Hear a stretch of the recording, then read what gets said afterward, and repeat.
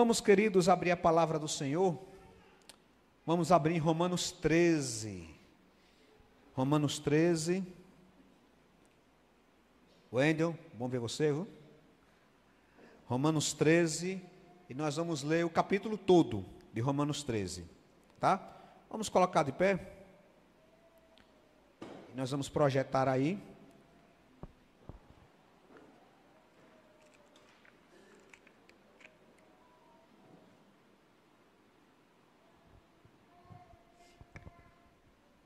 Eu vou ler um versículo, os irmãos leem o seguinte. Todos devem sujeitar-se às autoridades governamentais, pois não há autoridade que não venha de Deus.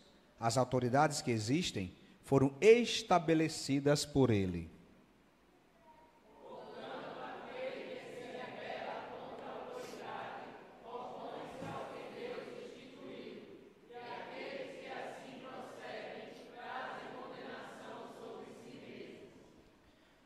Pois os governantes não infundem terror aos que fazem o bem, mas sim aos que praticam o mal. Você quer viver livre do medo da autoridade? Pratique o bem, e ela o enaltecerá.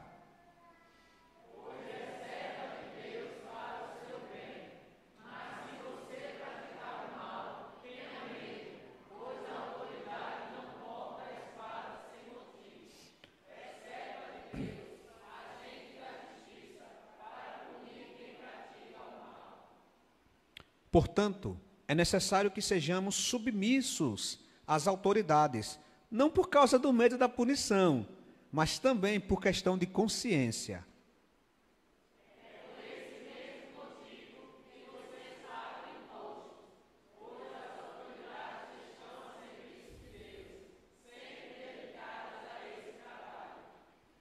Deem a cada um o que lhe é devido, se imposto, imposto. Se tributo, tributo. Se temor, temor. Se honra, honra. Não tenham nada a ninguém, a não ser o amor de uns pelos outros, pois aquele que ama seu próximo cumpriu a lei.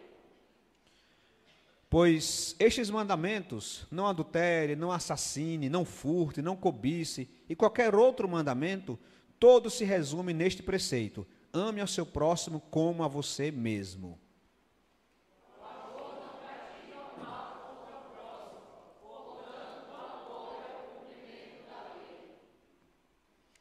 Façam isso, compreendendo o tempo em que vivemos. Chegou a hora de vocês despertarem do sono, porque agora a nossa salvação está mais próxima do que quando cremos.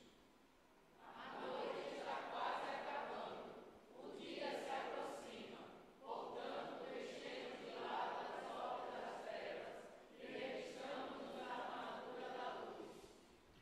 Vivamos decentemente, como a luz do dia, não em orgias, bebedeiras, imoralidade sexual e devassidão, não em desavença e inveja. Ao contrário, revistam-se do Senhor Jesus Cristo e não fiquem pensando em como satisfazer os desejos da carne. Pai Santo, sei com a tua igreja neste momento, que o teu Santo Espírito nos ensine as palavras que agora nós lemos em público. É somente pelo teu Espírito que nós viveremos de acordo com a tua vontade, que é boa, perfeita e agradável. Em nome de Jesus. Amém. Pode se sentar, queridos.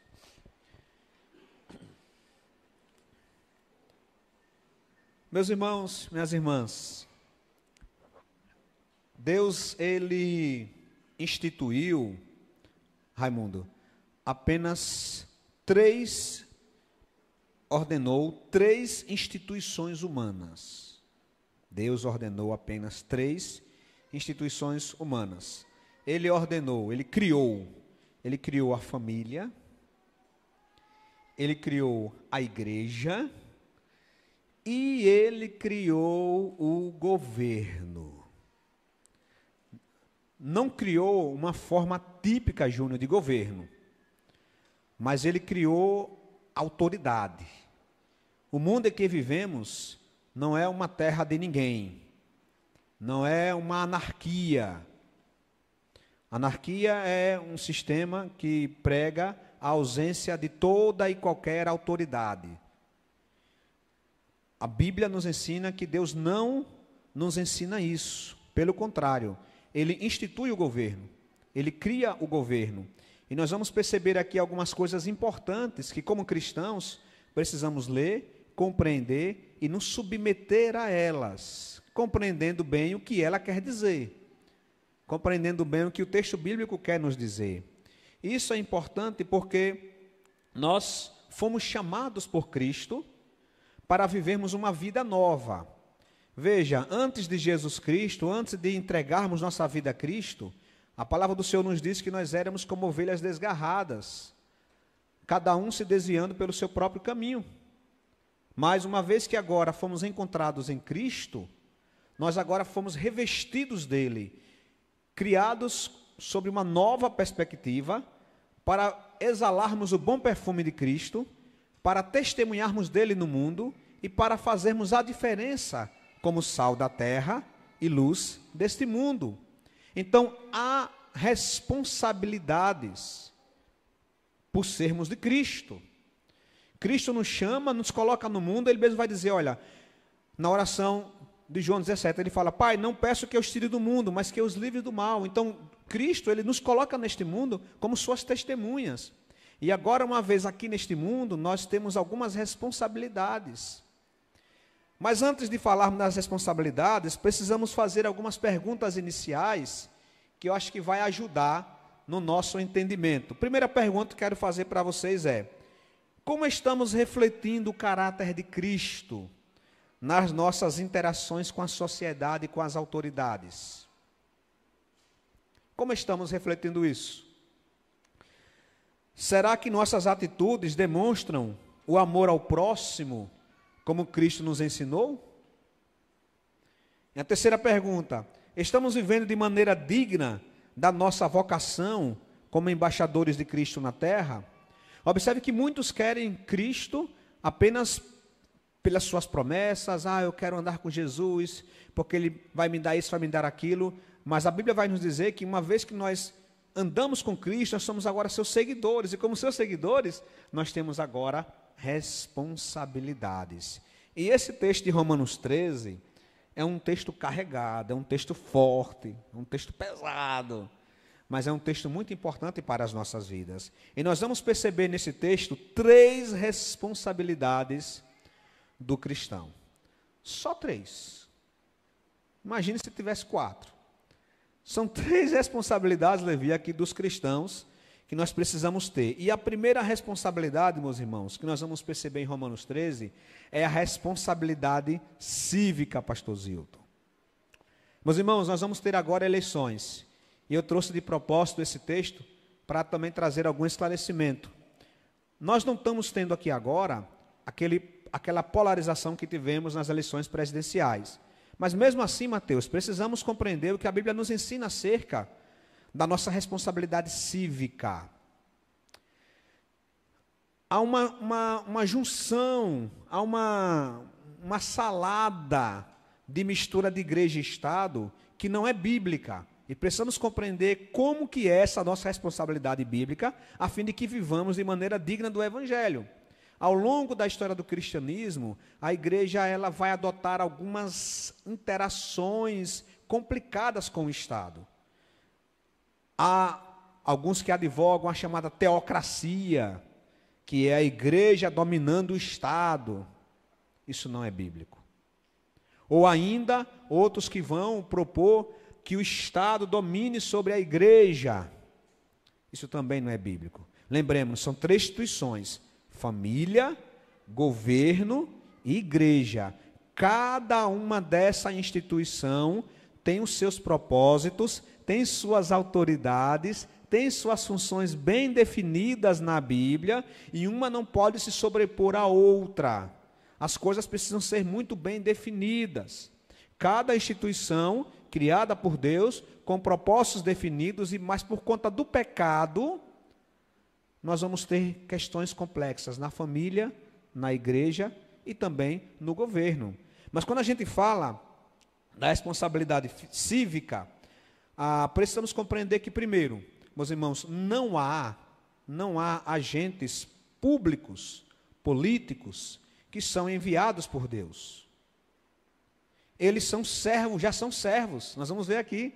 Todo agente público, todo aquele que é revestido de autoridade, já é, por definição, servo do Senhor. Não no contexto que nós trabalhamos aqui de igreja, mas ele é um servidor público, logo ele é um servidor a serviço de Deus e prestará contas disso a Deus.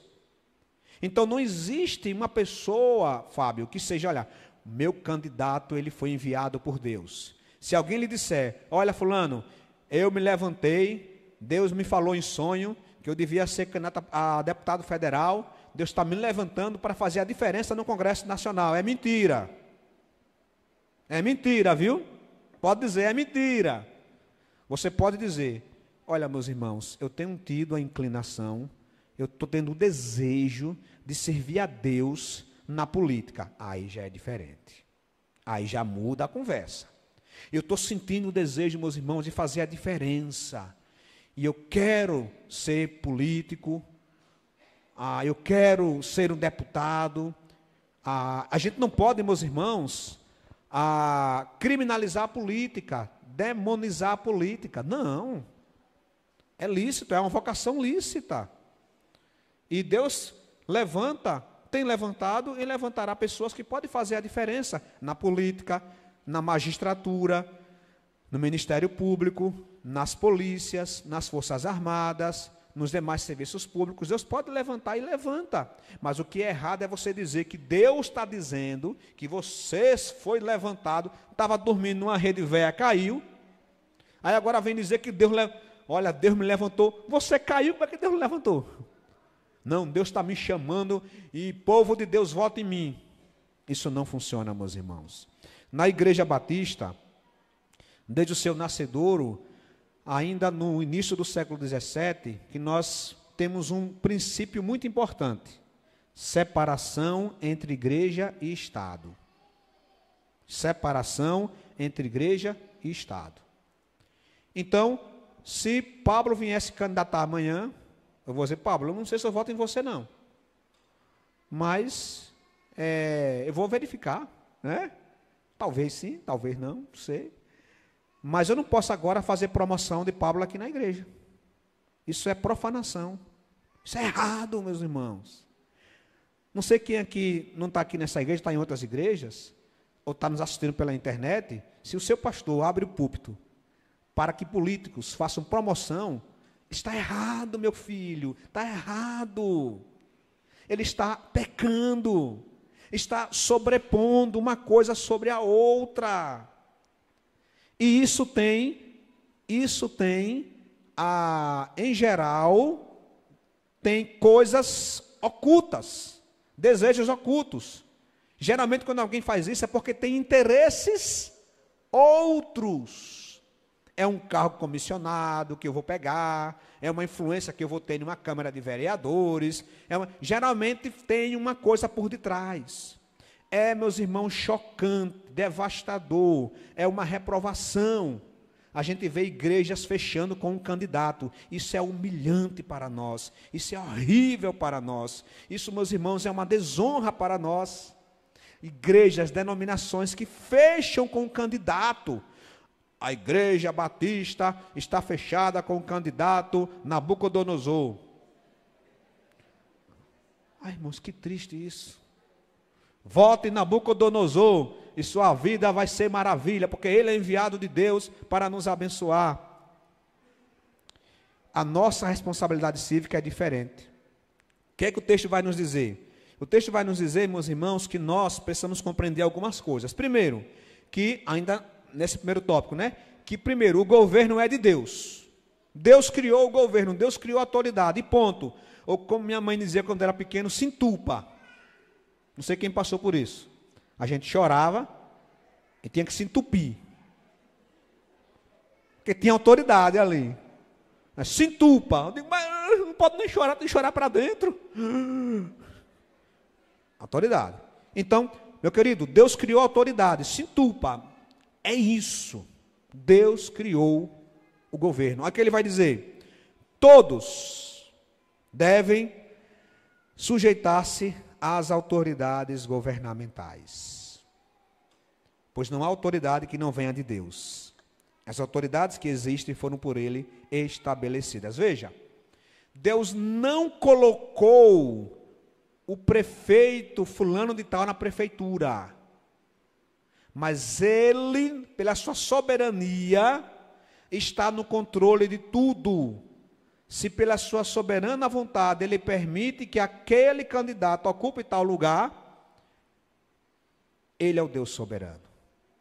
Você pode e eu podemos até fazer oposição, isso é normal, dizer, olha, eu acho que o prefeito, eu acho que aquele vereador, ele fez algumas coisas que eu não concordo, mas você tem que respeitar.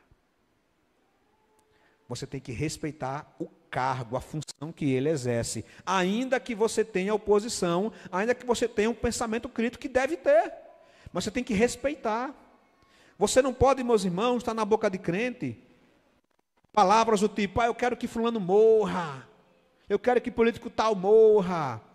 Isso é pecado. Isso é pecado. Você pode não gostar, você pode criticar, mas você tem que se sujeitar às autoridades, porque foi Deus quem criou o governo. Veja, Deus criou então o fascismo? Deus criou o nazismo? Não. Aí são as distorções do pecado que habitam em nós, porém, se eu e você estivermos sob um regime totalitário, o que devemos fazer? Nós devemos fazer como João Batista fez, em que ele falou contra Herodes que o que ele estava fazendo era errado. Nós temos que falar contra, mas temos que nos sujeitar à autoridade. Não há respaldo, meus irmãos, nas Escrituras, para cristãos pegarem paus, pedra, armas e subjugar uma autoridade estabelecida. Não há respaldo para isso. A não ser que você seja das Forças Armadas e que você está em missão, salvo o contrário, você não pode querer a força destituir uma pessoa que está sobre uma autoridade. Vai se dar mal, você vai ser perseguido, sua família vai ser perseguida, você pode ser preso. As autoridades, meus irmãos, nesse governo estão sob a influência do pecado. E você vai sofrer, e é isso que Paulo está querendo dizer. Paulo está querendo dizer, meu querido, tome cuidado. Quando Paulo escreve, meus irmãos, a carta aos Romanos, ele está escrevendo por volta do ano 57 depois de Cristo. Ainda não estava tendo perseguições, mas já ia começar 3 anos mais tarde, a partir do ano 60, com a ascensão de Nero como imperador de Roma. Iriam começar as perseguições. E Paulo queria que a igreja vivesse em paz. Paulo queria que a igreja militasse em outro fronte de batalha. Paulo queria que a igreja pudesse aproveitar o máximo daquilo que Deus tem para ela. Então, Paulo escreve para Roma. Quem era Roma? Meus irmãos, Roma era o centro do império. O império é chamado de Império Romano. A igreja era composta, em sua maioria, de gentios. No miolo, no epicentro do furacão, Paulo diz, olha, respeite César. Mas César, respeite César. Se sujeite a César. Nós temos nossas críticas, nós temos nossas divergências, agora se sujeite às autoridades, porque não há autoridade que não venha de Deus. Ou seja, Deus instituiu a autoridade, Deus instituiu os poderes, os governos. Logo, crianças, se sujeitem aos seus professores na escola.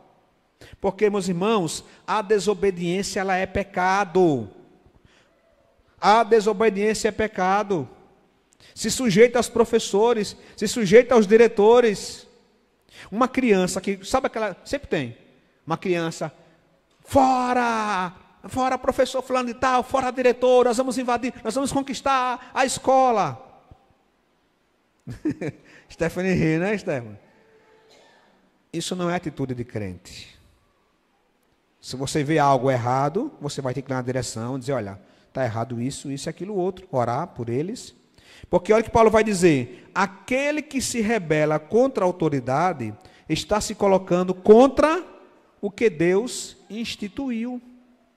Aquele que se rebela contra a autoridade, se coloca contra o que Deus instituiu. E aqueles que assim procedem, trazem condenação. Olha, gente, eu nunca vi rebeldia ser recompensada na vida. Os rebeldes não vão se dar bem no mundo.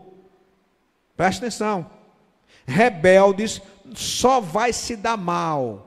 Vai ser expulso de escola, professor não vai gostar, diretor não vai gostar, patrão não vai gostar. Olha, atenção, para onde você for vai ter autoridade, tá? Para onde você for tem autoridade. Tem governo. Até na igreja também tem. Na sua família também tem. Ou você vai querer, filho, querer dominar agora os pais?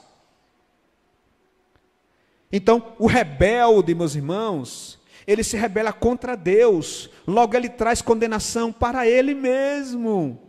Pode olhar, meus irmãos, o rebelde. Aquele que não liga para leis, não liga para a autoridade policial. Crente que vê um policial e se opõe, fala palavras ruins contra o policial. O policial, além, meu irmão, ele representa a força do Estado. Ah, policial ali, e fala, desdenha, e se rebela. O rebelde não vai se dar bem na vida, só vai ter cabeçada se não for para a penitenciária, se não for preso. Precisamos entender que obedecer às autoridades constituídas é plano de Deus para as nossas vidas. Porque aquele que assim se coloca contra, traz condenação sobre si mesmo e sobre os outros. Quantas famílias, irmãos, sofrem porque a cabeça dura de um filho não ouve ninguém. O filho que não ouve ninguém, está nem aí para a lei, acha que, diz aquela, sabe aquela regra, sabe aquele ditado? As regras foram feitas para serem quebradas. Tome-lhe penitenciária depois. Aí vai ver o que é o Estado. Porque, meus irmãos, Paulo vai dizer que o Estado cumpre a função de dar ordem na sociedade. O Estado, apesar dos pesares, o governo que nós vivemos aqui, apesar de suas dificuldades, ele ainda cumpre sim as leis do Brasil. Nós temos muitas críticas às leis.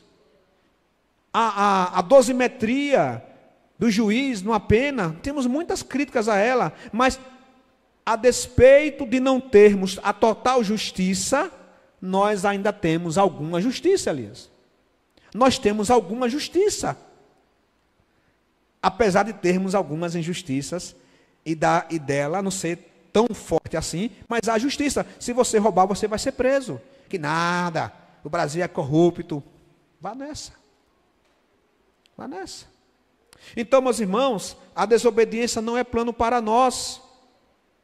Precisamos compreender, tem gente, meus irmãos, que tem dificuldade com a autoridade. Não, eu não gosto de autoridade. Geralmente é porque quer ser. Quer mandar, aí não manda, aí diz, eu não gosto de autoridade. Não gosto. Não gosto de... às vezes eu também sou professor, sempre tem um alunozinho ou outro aí. Aí um dia desse um aluno falou, professor. Esse aluno de mestrado. Professor. Por que só a sua opinião é que serve? Isso conta de avaliação. Que eu disse, vai ter 2 trabalhos, vai ter uma prova, um trabalho valendo certo, valendo trabalho, né? Mas, professor, por que é a sua opinião que tem que valer? Aí eu digo, é porque a sua de aluno não vale quase nada. Isso foi um momento de carne. Edgar, né? Um momento da carne. Isso é porque a sua opinião não vale quase nada aqui. Vai ficar essa avaliação e pronto. Ah, tudo bem. Pastor, você foi autoritário, tirano, César. Não, né? Você também, né? Mas eu quero dizer que, meus irmãos, isso existe na nossa vida no cotidiano. Quem tem dificuldade com a autoridade, vai peitar pai, vai peitar mãe, vai peitar o guarda de trânsito, vai peitar o policial, vai peitar o juiz, vai peitar o promotor. Ele se acha o cara, ou a cara, mas isso não vai ser uma coisa boa para a sua vida. Por quê, meus irmãos? Porque o Estado, ele cumpre uma função. Por isso que Paulo vai dizer que o governo que Deus instituiu é para promover o bem e refrear o mal. Que ele vai dizer, pois os governantes não devem ser temidos, a não ser pelos que praticam o mal. Você fala, mas pastor, olha, a gente vê alguns casos de injustiça. Ok, é verdade. Mas, meus irmãos, prestemos atenção. Vamos colocar os pontos nos is. A gente vê aí casos, veja, a gente vê casos de excesso policial na televisão, a gente vê isso. A gente vê casos de juiz iníquos, a gente vê. Mas, no geral, o governo que Deus deu aos homens, ele está, de alguma forma, funcionando. Ou a gente vive em um, não posso nem dizer mangue, porque o mangue é uma questão ambiental, mas a gente vive num lixão, assim? Não vivemos, meus irmãos. Há uma ordem. Há uma ordem. Apesar do pecado, pastor Zilton, está dificuldade, mas há uma ordem. Então, em geral, você não tem que ter medo de policial. Ai, visto um policial se tremendo. Por que está se tremendo? É porque deve. Quando a pessoa está de moto, até o que é policial sabe. Quando alguém vem de moto todo nervoso, é porque aí deve. Ele está todo nervoso, suando frio, capaz de cair da moto. Né? Então, a gente precisa compreender que os governantes, eles exercem essa função. Qual é a função? Deus instituiu o governo para ajudar os seres humanos na sua vida aqui. Por conta do pecado, nós precisamos de governos. Por conta do pecado, precisamos de governos para ajudar na nossa vida civil. Então, pois os governantes não devem ser temidos, a não ser pelos que praticam mal. Você quer viver livre do medo da autoridade? Pratique o bem. Mas, pastor, eu pratiquei o bem e fui injustiçado. Bom, aí é exceção. Aí é exceção. A gente não pode viver pela exceção. E se ainda assim você fizer o bem e você for injustiçado, Pedro vai dizer, se somos perseguidos por fazermos o bem, louvemos ao Senhor, porque nós estamos sendo perseguidos pelo Evangelho. Mas no geral, as pessoas são presas por praticarem o mal. Se você for hoje, na prática no Tribunal de Justiça, cadê Cris aí, né? Vai ver, está aí riba, os veredictos lá do juiz, vai ter inocente? Vai, mas é a minoria da minoria. Pois o quê? Olha só, os governantes ou a autoridade, ela é serva de Deus. Olha só, meus irmãos, a autoridade é serva de Deus. O professor, no exercício do ensino, é servo de Deus. Um bombeiro, no exercício do seu serviço, é servo de Deus. O policial, o magistrado, o delegado, todos que estão exercidos de autoridade são servos de Deus. Da instituição igreja? Não, da instituição governo. Assim como o pai é servo de Deus na sua família, mesmo que ele não conheça Cristo. Ele é servo de Deus. Na instituição igreja? Não. Na instituição governo? Não. Na instituição família. Pois é serva de Deus para seu bem. Mas se você praticar o mal, tenha medo, pois ela não porta a espada sem motivo. Aqui é a pena capital. Olha, meus irmãos, eu não quero entrar aqui em polêmica, mas Gênesis 9 ordena a pena capital. Depois veja aí. Se um governo quiser exercer a pena de morte, ele não está indo contra Deus. Se a pena de morte é boa ou ruim, é outro detalhe. Eu acho que não é bom não, porque é tanta confusão aqui no Brasil, que ia matar ladrão de celular. Mas se um governo quiser fazer isso, ele não se lança contra a vontade de Deus, não. Porque Deus deu autoridade ao Estado, ao governo, para exercer a punição, inclusive a espada. Inclusive a espada. Só lá, Gênesis 9. Depois de Noé, da Arca de Noé lá, Deus vai dizer, olha, se alguém matar sangue, vai ter que morrer também. Quem faz isso? Eu? Não. Você? Não. Quem faz isso? O governo estabelecido pelo Senhor, que é a autoridade serva do Senhor. Ah, mas é ruim e tal. Então, não pratique o mal, pois ela não porta a espada sem motivo. É serva de Deus, agente da justiça, para punir quem pratica o mal. E quando a autoridade faz o contrário, essa autoridade vai ser também julgada. os investidos de autoridade serão julgados, se são servos ou não, se fizeram aquilo que Deus mandou ele fazer ou não. Porque o governo foi feito para ser agente da justiça, aqui especialmente falando, né, do poder judiciário e do poder também legislativo, que é quem faz as leis. Uma lei injusta, né? Logo, meus irmãos, obedecer ao governo é normativo para os cristãos. É uma norma. Eu não tenho que escolher, é uma norma. Eu preciso me submeter às autoridades. Portanto, é necessário que sejamos submissos às autoridades, não apenas por causa de uma possibilidade de punição. O que é que Paulo está dizendo? Olha, primeiro, queridos, nós temos que sujeitar a autoridade porque ela tem o poder da espada, ela tem o poder das leis, porque ela é serva de Deus. Mas você é crente, você crê em Jesus Cristo, você foi transformado. A lei para você não pode ser uma imposição, você tem que se submeter agora por uma questão de consciência. Olha que interessante, queridos. Eu devo me submeter à minha mãe e a meu pai, não porque ele pode me dar um castigo, mas porque eu sou cristão e eu entendo que obedecer a minha mãe e a meu pai é bom, glorifica a Deus. Aí a gente agora muda a chave. Eu obedeço às autoridades, não por conta da mera possibilidade de castigo, mas porque a minha consciência está agora em Cristo Jesus. Isso muda muito, né? É por isso também que vocês pagam imposto, pois as autoridades, ele volta a dizer, estão a serviço de Deus. Você fala, mas imposto, pastor? Meu irmão, fazer o quê? A gente pode questionar, a gente pode, inclusive, fazer até uma live, dizendo, olha, meus irmãos, imposto de renda está demais. Pode, normal. Mas tem que pagar. Você pode dizer, gente, o IPTU é um assalto. Ok, mas pagou o IPTU, crente? Paguei.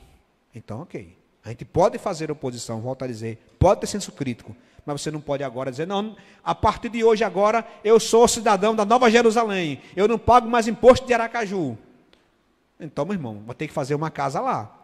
O irmão vai ter que ir para lá então, vai ter que, né, passar dessa para melhor, porque enquanto estiver aqui, nós somos cidadãos de dois reinos. Nós somos cidadãos dos céus e também cidadão da terra, pois as autoridades estão a serviço de Deus, sempre dedicadas a esse trabalho. Dê a cada um que ele é devido, se imposto, imposto, tributo, tributo, temor, temor, honra, honra.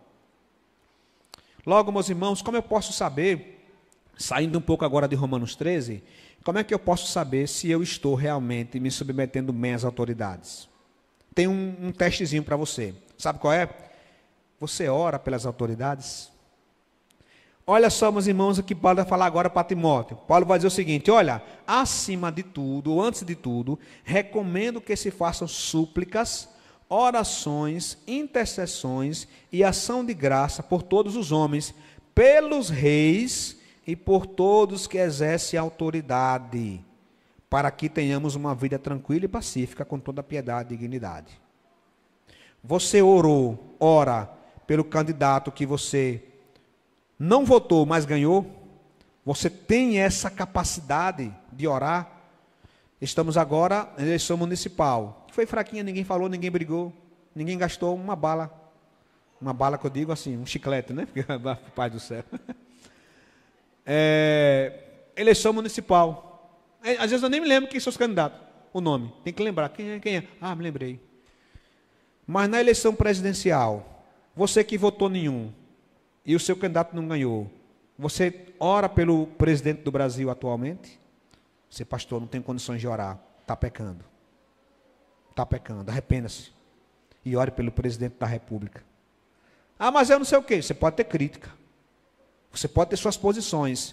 Mas você precisa orar pelas autoridades. Para quê? Para que você tenha a vida tranquila. Meu irmão, presta atenção. Perseguição não é bom, não. Tem crente que fala o seguinte, pastor, eu estou orando para que venha a perseguição, para o povo botar na peneira, eu quero fogo, vá para lá, filho de Deus, vá para outro canto. Nós temos que orar por vida pacífica, nós temos que orar para que Ana Sofia, venha e encontre um mundo melhor. Encontre um mundo mais justo, solidário, com mais educação, com mais inclusão. Temos que orar para isso, meus irmãos. Não, pastor, é porque eu li em Apocalipse 23, só pode. Eu li em Apocalipse 23 que tudo tem que ir de mal a pior. Onde é que está isso? Por que tem que ser de mal a pior só no Brasil e os crentes da Suécia estão tudo de boa? Os crentes da Suécia, olha, eita Deus bom, oh glória a Deus. E a gente aqui não, é de mal a pior para cumprir profecia. Não, meu irmão, a gente tem que orar, dizer, Senhor, Pai, olha, eu não votei nesse governador, um exemplo. Eu tenho algumas críticas em relação a ele. Eu acho que ele tendencia mais por um lado, mas Pai, abençoa ele. Abençoa a sua família. Dê discernimento ao governador do estado de Sergipe. Que o seu secretariado tenha, Pai Santo, um sentimento de paixão pelo povo. Dá ideias para que eles possam fazer boas políticas públicas. Ó Senhor, façam que eles possam, pelo menos, recapear essas estradas estaduais. Está uma buraqueira retada, Pai. Tem que orar. Aí alguns falam, eu oro assim, Senhor, leva esse incircunciso de coração. Não, meu irmão. Então, meu irmão, essa é a prova dos 9. Você ora pelas autoridades ou só ora por seu candidatinho do coração, que você idolatra? Só ora para o meu candidatinho que eu idolatro, eu faço coraçãozinho, meu candidato me ama, meu candidato... Ah, meu irmão... Esse candidato nem ele sabe que você existe. Meus irmãos, eu não ia falar muito sobre isso não, mas eu não aguento. Não vejo os crentes no sol quente, percorrendo quilômetros, uma jornada, uma peregrinação, praticamente pagando promessa, para encontrar um candidato que chega em um carrão com ar-condicionado, sobe em um carro de som, dá 2 palavrinhas e volta para o carro com ar-condicionado dele, e o povo, rebanho lá, no sol quente, sem água, uma confusão, tendo que pegar ônibus, caminhar, por um ser humano que nunca viu, nunca foi na casa, nunca tomou um café com essa pessoa. Ô povo de Deus! Vamos ter juízo nessa vida. Se fosse para fazer evangelismo, é reclamar de um monte de coisa. Pastor, nós vamos caminhar 100 metros para evangelizar, é muita coisa. Mas, meus irmãos, precisamos orar pelas autoridades. Olha só o que Jeremias vai dizer. Jeremias aqui é ótimo. Olha, lembra aqui rapidão de Jeremias. O povo vai ser levado para o cativeiro da Babilônia. Cativeiro é pesado. O povo vai ser levado como escravo. Isso foi feito como condenação pelos seus pecados. Aí Jeremias fala, olha, vocês vão ficar 70 anos lá, tá? Vocês vão ficar na Babilônia 70 anos. Então, busquem a prosperidade da cidade para a qual eu os deportei e orem ao Senhor em favor dela. Agora sim, é para orar por Nabucodonosor mesmo. Aí é para orar por Nabucodonosor. Ó Senhor, abençoa Nabucodonosor e a sua família. Abençoa depois o outro, Nabunido. Abençoa Nabunido, tá bonito isso, né? Então, olha, abençoe, ore ao Senhor em favor dela, porque a prosperidade de vocês depende da prosperidade dela. Temos que orar pela prosperidade de Aracaju, de Socorro, São Cristóvão, Nossa Senhora do Socorro, Selma. Temos que orar. Mas, meus irmãos, eu fiquei muito tempo na responsabilidade cívica. Vamos para outra. Responsabilidade social. Olha agora, Romanos 13, de 8 a 10. Então, veja, Paulo está dizendo, olha, queridão, precisamos viver bem. Precisamos demonstrar o amor de Cristo às pessoas. Isso vai passar, primeiro, pelo nosso relacionamento com as autoridades. Primeiro, você tem que submeter as autoridades, primeiro por conta de castigo. Mas não só por conta de castigo, por conta da sua consciência, porque você sabe que a autoridade é criada por Deus, o governo é de Deus, então se sujeite a ela por amor a Cristo. Porque ela está aqui, porque Cristo assim, meus irmãos, olha, toda autoridade vem de Deus. Se Deus quiser tirar, Ele tira. Sabe com quem aconteceu isso? De novo com ele. com Nabucodonosor. Nabucodonosor achava que era o cara. Eu sou o cara, eu sou o rei dos reis, eu sou o papapá. Sabe o que Deus fez? Deixou ele louco. Está lá em Daniel 4, 5. Ele começou a comer capim. Nabucodonosor, meus irmãos, viveu como bicho. Cresceu as unhas. Talvez aquela ideia do lobisomem surgiu lá, né? Ele cresceu as unhas, os dentes, os cabelos, ficou todo cabeludo, andava rosnando para a lua e comia capim no orvalho, ficou um tempão. Até que ele caiu em si e disse: é Deus quem tem todo o poder, e é Ele que me colocou neste governo. Aí Deus devolveu a consciência de Nabucodonosor e ele voltou a reinar. Se Deus quiser, meus irmãos, tirar qualquer rei, qualquer governante, Ele assim tira, porque Ele é o rei dos reis. Está incomodado com um rei? Não temos. Mas está incomodado com a autoridade? Ore por ela, entregue a Deus. Diz: Senhor, o Senhor está vendo. Se o Senhor desejar, o Senhor intervirá acerca desse homem, acerca desta mulher. Porque toda autoridade provém de Deus, e Deus pode também fazer isso. E agora ele vai dizer, só que a nossa responsabilidade não está somente com as autoridades, mas também com o que nós nos relacionamos, que é a responsabilidade social. O que ele vai dizer? Primeiro, nós temos apenas uma dívida. Aqui Paulo vai dizer, não devam nada a ninguém, a não ser o amor uns pelos outros, pois aquele que ama seu próximo tem cumprido a lei. Veja, isso aqui não quer dizer que você não pode ter dívida. Alguns usam isso aqui para isso. Alguns teólogos do passado, inclusive, diziam isso. Olha, é pecado ter dívida. Não, não é pecado ter dívida. É pecado ter dívida e não pagar, né? Claro que se endividar é complicado, tem que tomar cuidado. Mas financiamento imobiliário, quem é que pode comprar à vista? Tem condições de negócio desse? Você vai ter que entrar numa dívida imobiliária, né? Então, ter dívida, agora tome cuidado com dívida de mercadinho, de não sei de quê, parará. Então, mas esse texto aqui não está falando sobre a dívida em si, porque a Bíblia proíbe a cobrança de juros abusivos e proíbe também a extorsão, mas a dívida em si não proíbe. Mas qual é o cerne da questão?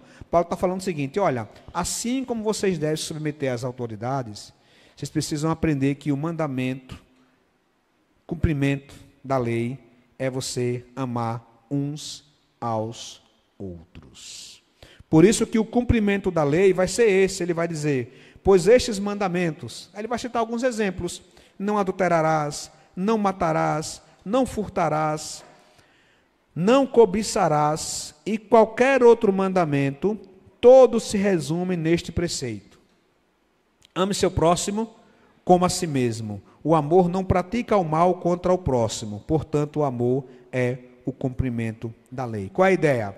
Onde há amor, não há espaço para a quebra da lei. Onde há amor, não há espaço para que a gente possa cometer os atos que a lei assim condena. Só que eu não preciso ter, Pedro, todos os preceitos da lei, que os judeus calculam em 600 e não sei das quantas, decorados. Basta eu saber, eu tenho que amar o meu próximo como a mim mesmo.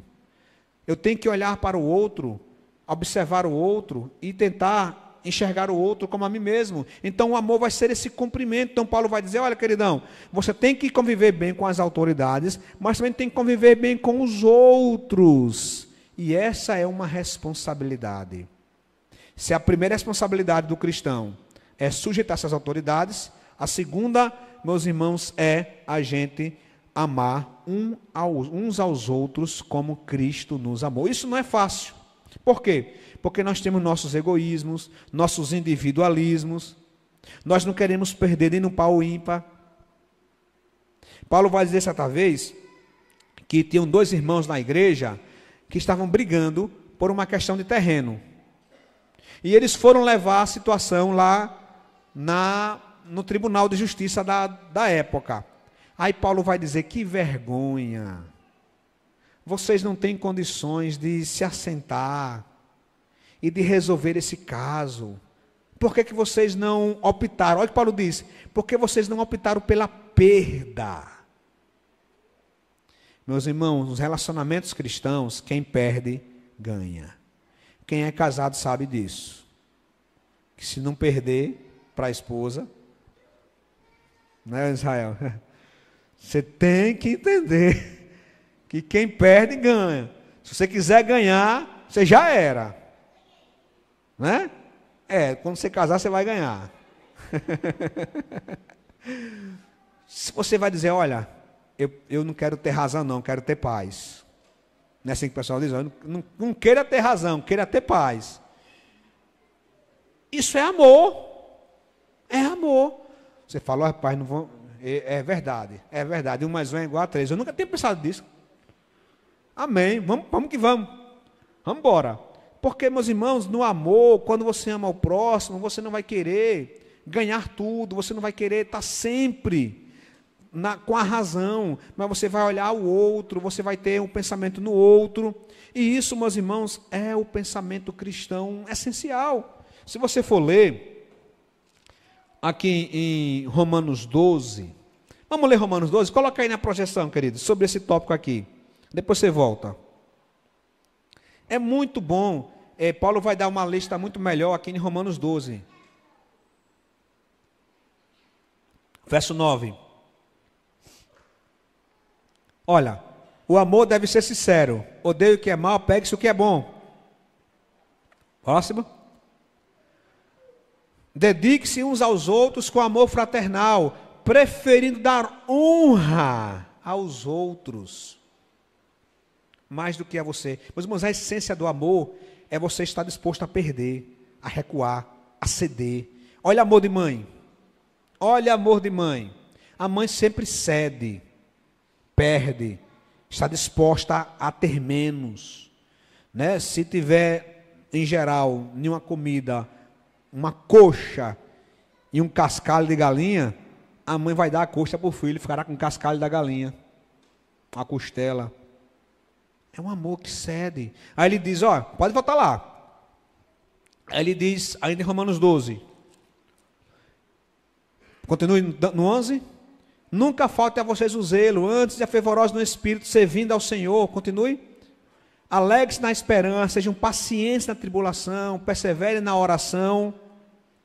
Compartilhe o que vocês têm com os santos. Olha o exemplo de amor na partilha.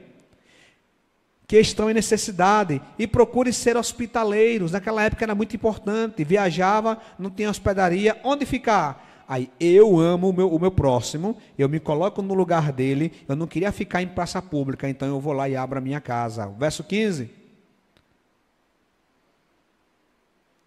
Aqui, no verso 15, olha aí, alegre-se com os que se alegram, chore com os que choram, tenham a mesma atitude uns para com os outros. Não sejam arrogantes, mas estejam dispostos a associar-se a pessoas humildes. Não sejam sábios aí aos seus próprios olhos. 17. Não pague a ninguém mal com mal. Procure agir corretamente entre todos os homens. Como? Se possível, naquilo que depender de vocês, vivam em paz com todos os homens. Amados, nunca procurem vingar-se, mas deixem com Deus a ira, pois está escrito, minha vingança eu retribuirei, diz o Senhor. Ao contrário, se o inimigo tiver fome, dele de comer. Se tiver sede, dele de beber. Fazendo isso, você amontoará brasas vivas sobre a cabeça dele. Não se deixem vencer pelo mal, mas vençam o mal pelo bem. É isso que deve reger os nossos relacionamentos pessoais, todos eles. O amor. O amor, tudo sofre, como diz 1 Coríntios 13. Então, meus irmãos, não devemos amar ao outro, assim como Paulo vai falar sobre a autoridade, não apenas porque nós vamos ter alguma coisa em troca. Não, é porque pela consciência. Que consciência? Nós agora somos de Cristo, fomos transformados por Cristo, e agora como bons embaixadores de Cristo, nós devemos agir como Ele agiu. E como Ele agiu? Na cruz dizia, Pai, perdoa-lhes, eles não sabem o que estão fazendo.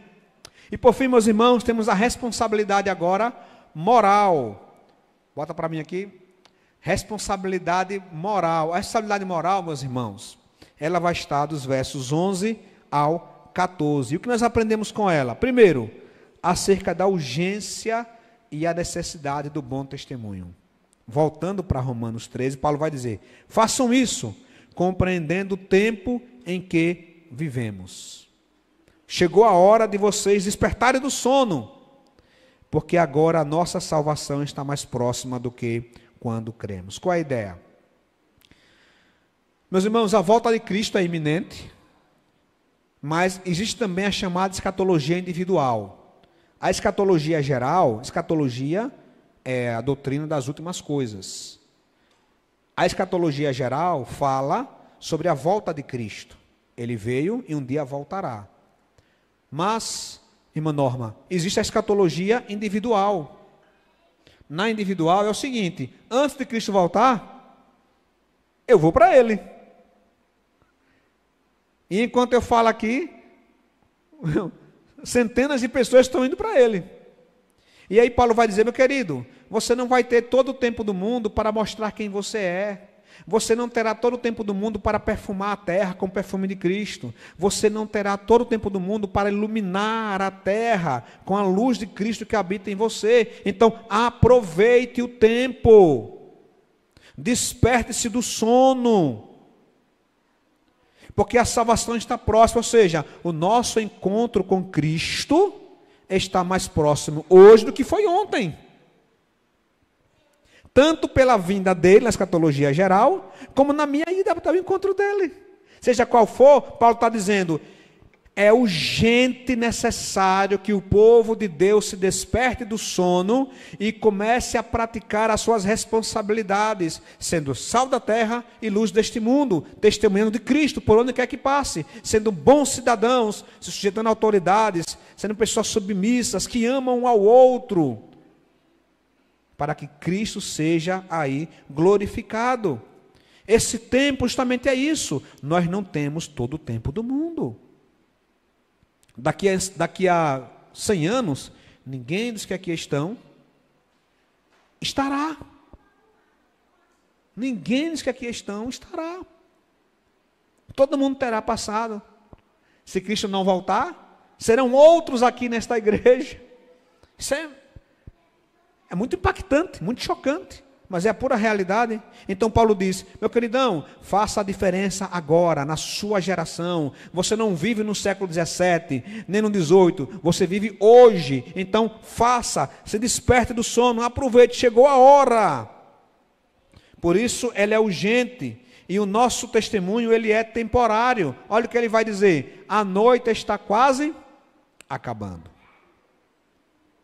Esta noite simboliza a nossa vida aqui na terra. A noite está quase acabando. E o dia logo vem. Nosso encontro com Cristo. A nova ordem de Cristo. Portanto, deixemos de lado as obras das trevas e vistamo-nos a armadura da luz. Não temos tempo a perder. Precisamos demonstrar quem somos. Precisamos demonstrar a luz de Cristo que habita em nós. Nós não temos luz própria, nós somos como a lua. Não sei se vocês sabem, mas a lua não tem brilho, a lua não tem claridade, a lua não tem luz. A luz da lua vem do sol. E a nossa luz vem do sol da justiça, que é Jesus Cristo. Então, a partir da luz de Cristo que bate em nós, ela tem que irradiar. E as pessoas têm que ver a luz que habita em nós e glorificarão o nosso Pai que está nos céus. Por isso, precisamos compreender que nós temos uma responsabilidade. Qual é? A de sermos embaixadores de Cristo. Um embaixador, quando ele é enviado a uma terra distante, ele tem responsabilidade. Se ele falar uma besteira, ele pode criar uma crise diplomática, porque ele representa aquela nação. E aí Paulo vai dizer: comportemos-nos, meus irmãos, com decência, como quem age à luz do dia, não em orgias e bebedeiras, imoralidade sexual e depravação, não em desavença e inveja. Pelo contrário, revistam-se do Senhor Jesus Cristo e não fiquem premeditando como satisfazer os desejos da carne. Qual é a ideia aqui, meus irmãos? Nossa responsabilidade na terra é agirmos como Jesus agiu, é falarmos como Jesus falou. Nós somos embaixadores do Senhor, nós somos um povo que foi transformado, como vai dizer Pedro. Pedro vai dizer: olha, vocês porém são geração eleita, sacerdócio real, nação santa, povo exclusivo de Deus, para anunciar as grandezas daquele que o chamou das trevas para a maravilhosa luz. Como eu posso anunciar a luz se eu não ando na luz? Como eu posso falar para alguns saírem das trevas, se eu também ando nas trevas? Como os que estão nas trevas podem olhar para mim e vir para a luz, se eles não encontram luz em mim? Então, meus irmãos, nós temos uma responsabilidade como cristãos.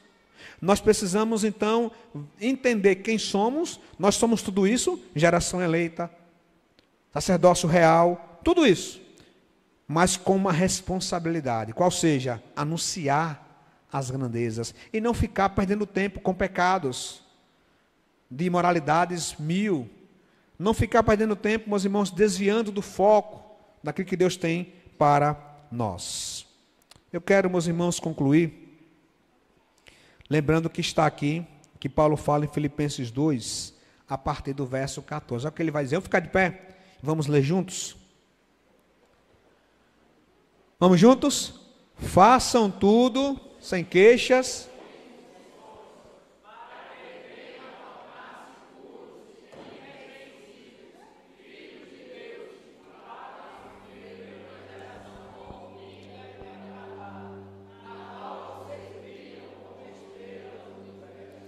É do universo aí, ficou universo. Meus irmãos, presta atenção. Nós estamos no meio de uma geração corrompida, de uma geração depravada.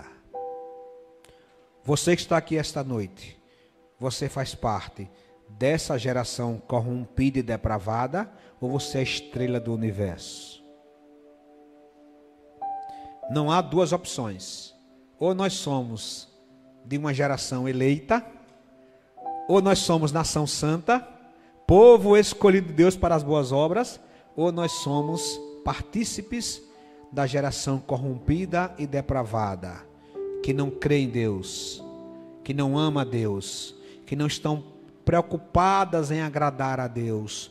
Suas consciências estão cauterizadas, elas brincam com a lei de Deus, elas zombam do que é de Deus, elas agem como se a lei de Deus fosse nada.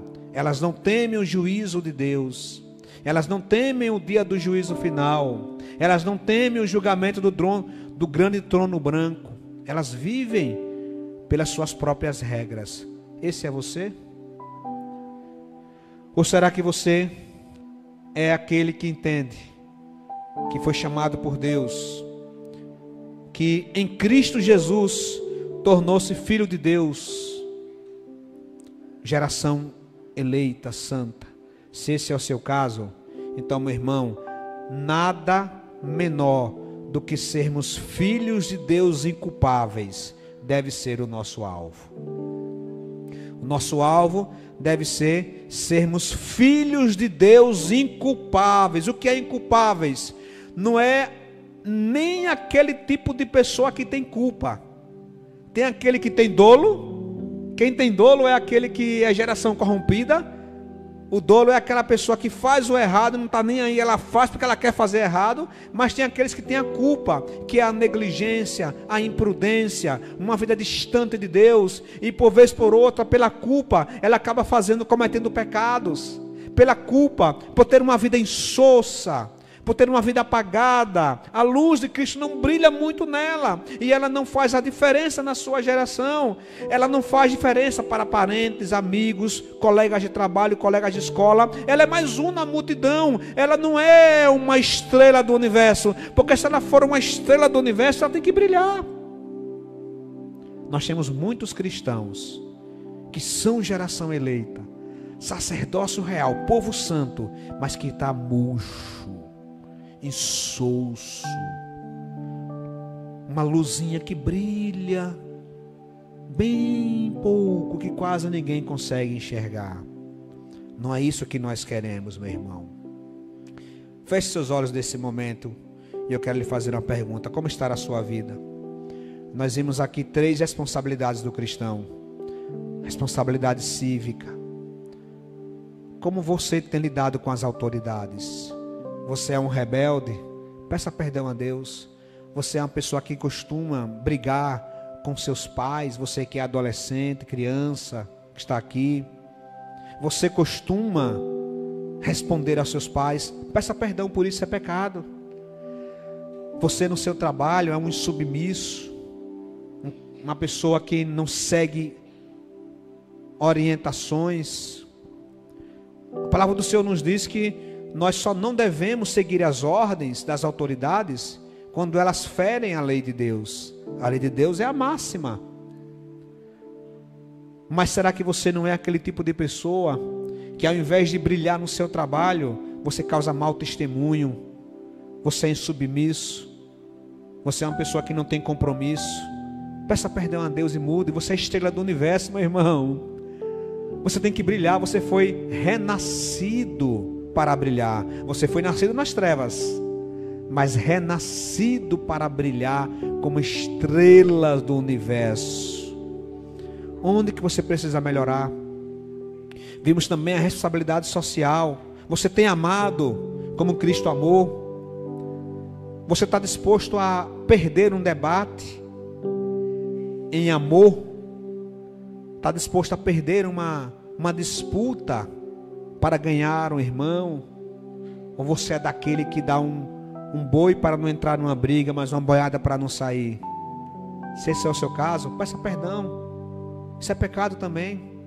Nós somos chamados para sermos pacificadores. Bem-aventurados pacificadores, porque deles é o reino dos céus. Precisamos amar como Cristo amou. Não amar apenas de meras palavras, mas de ações. Amar como Cristo nos amou. Mas ainda há uma terceira responsabilidade, que é a moral. Como tem sido a sua vida quando ninguém olha para você?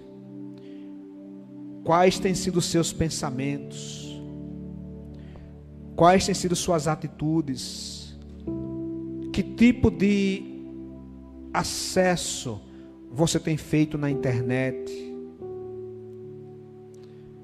Que tipo de pecados você tem domesticado na sua vida? Para brilhar, meu irmão, é preciso que você possa fazer uma mudança na sua vida. Deixar toda a maldade e revestir-se plenamente de Jesus Cristo. Deixe o Espírito Santo falar com o seu coração agora. Se o Espírito Santo lhe mostrar um pecado, é porque você precisa pedir perdão a Deus por ele. Não resista ao Espírito Santo de Deus, mas busque viver uma nova vida. Como nós lemos aqui em Filipenses, ore agora para que você seja um filho de Deus inculpável no meio de uma geração corrompida e depravada. Pai Santo, nós colocamos nossas vidas nas tuas mãos. Nós sabemos que fomos escolhidos pelo Senhor, não por nossos próprios méritos, mas pelos méritos de Cristo. A tua graça nos alcançou, pela graça somos salvos. E nós queremos agradecer porque o Senhor nos tirou das trevas. O Senhor nos tirou do Egito espiritual e nos levou para o reino do teu Filho amado Jesus. Mas vez por outra, Pai, o nosso coração se volta para o Egito carnal. E nós voltamos a praticar as obras da carne. Por isso nós queremos pedir perdão, Pai, porque não estamos vivendo como deveríamos viver. E nós rogamos ao Senhor graça e misericórdia, para que sejamos o que o Senhor já disse que somos em Cristo Jesus.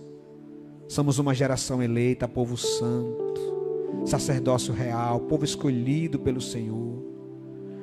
Que sejamos, Pai Santo, filhos do Senhor, inculpáveis, no meio de uma geração corrompida e depravada. Que pessoas olhem para nós e vejam Cristo em nós, para que o Teu santo nome seja exaltado e glorificado. Retira de nós, Pai, todos os pecados ocultos, pecados que nós domesticamos. Que saiamos daqui, Pai Santo, esta noite restaurados, renovados e comprometidos em vivermos uma vida santa e justa diante do Senhor e diante dos homens. Ajuda-nos, Pai Santo, porque sabemos que essa é a Tua vontade para as nossas vidas. Perdoa, Pai, os nossos pecados, em nome de Jesus.